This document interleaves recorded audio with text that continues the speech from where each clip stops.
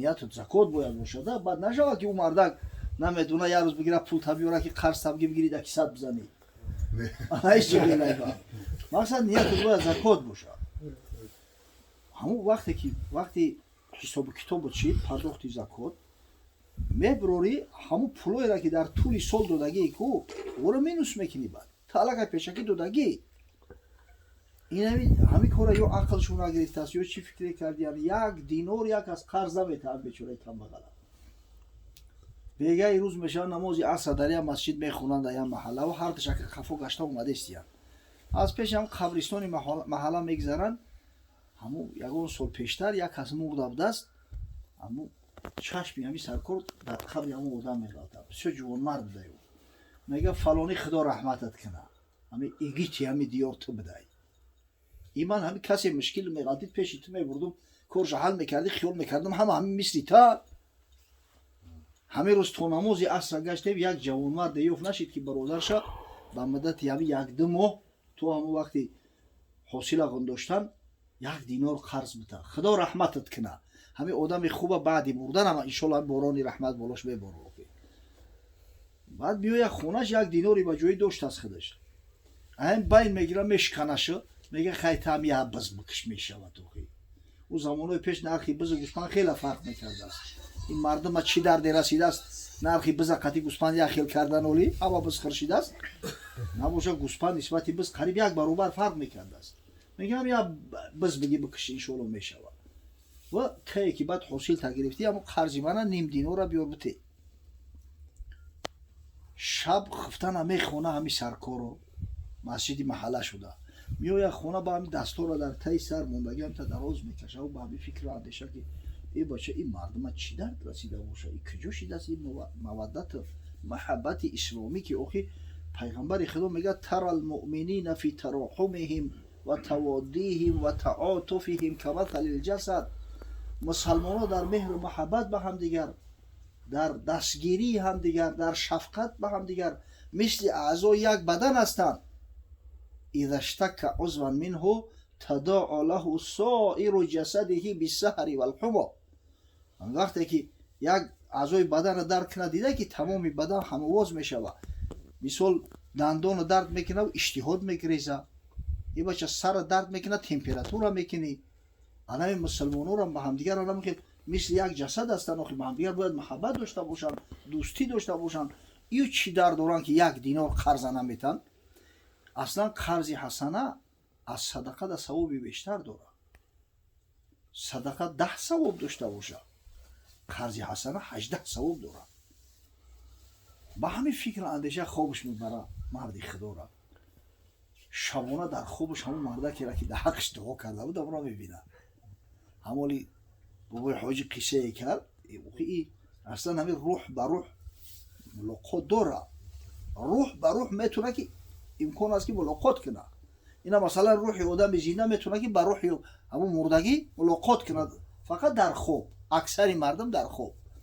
ака баъзе одамое ҳастанд мисли пайғамбаро ки рӯҳшон дар ҳолати масалан бедориранд баъзан тарки бадан мекунанд тари аз сайр мекунанд аммо дигар мардум ҳолати хоб дар рӯҳ аз бадан хориҷ мешавад ба ҳамдигар мулоқот мекунанд баъзан мешавад як воқеа мешавад мегӯяд бача кори ҳамон дигарам шида буд одаме нест ки ҳамтари нашида бошад бача ин ҳамин кор айнан ҳамин хел шида буд ё як одама мебинӣ ман ҳаминро дар куҷое дидам ҳеҷ имкон надорад ки ман ҳаминро надида бошам бале ҳамун кор шидагиай ҳамун одама ту дидай не ки худат не рӯҳо дидагиай рӯҳат ҳамун мақсад ҳамун воқеаро ай сар гузарондагиай қисса кӯтah дар хобш ҳамун одама мебина ба ӯ мега ки ман бисёр нороҳат шидам нахоҳ як йигит набошад дар ҳамин як шаҳри калон мусалмон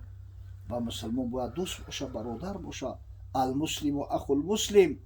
мусалмон бародари мусалмонай ман кона фи ҳоҷати ахиҳи кона аллоҳу фи ҳоҷатиҳ касе як ҳоҷати як бародари мусалмонша мебурора аллоҳи зулҷалоли вал икром фардо рӯзи қиёмат ҳавоиҷи бандара мебурора дар мушкилӣ раҳош намекунад мега саҳар баъди бомдод хонаи мо бира фарзандома бигӯ танӯра бикананд дар таи танӯр 1 метри дига чиқир бигиранд дар як афтобаи мисӣ 500 سیکه تیلو به یه روزی را بجا کردن 500 دینار بگیرن هم بوده بتنش. این همه ای خون بخیزه بعضی خوب در ذهنت میمونه کم تا نقش بستگی همون خیلی در پیش چشم شایده هم خوب هم یا نماز هم بخونه و دو دیله ای خدایی هیچ خیلی میشه ما برام بگم بو نگم تمام کرده استایی و بعد خوبی من کیم که خوبی مرا او قبول کنن به هر وجه از کرنایچی یا پوف افته میویا بچه هم نگه همین دینه در حقی پدرتون دعای خیر کردیم شب پدر تو در خوبم در اومد این همی خیلی گفت شما اختیار داری من پیغمبر نیستم که خوبی بر رؤیای صالحه باشه اخی اختیار داری قبول کنی اختیار داری قبول نکنی این تنور تو نمالی استفاده میشوه استفاده شونده و گفتم که پدر ما در وقت حیاتش هرگز دروغ نگفته است هیچ وقت دروغ گفتگی نیست این حضرت بعدی مردش دروغ میگه کویا بکنیم حقیقتا تنور را چپه کردن یا متر گرفتن که همون افتوای میسی برو اومد در درونش 500 تنگه تیلو ای مردک خوب گفت که ای بچه این میروسی پدرتونه و هم زمانهای پیش سیف نبود کوخی مردم تیلو را عادتا از زیر خوک گور میکردن و یه روز یکی در کوشا بگیری این میگه میروسی پدرتونه او بیچاره که بگلم یه دینار قرض پرسیده است بودی چی دیگه طمع نداره همین شیر بچه میشود فرزنده گفتن که پدری ما را سبزه خوکش یک وجه دیگه است یک جوان مردی داره مرگ ما زنده ها که غیرت یک مرده را نداشته باشه پاک و پحیل بخشیده همین تبر بتش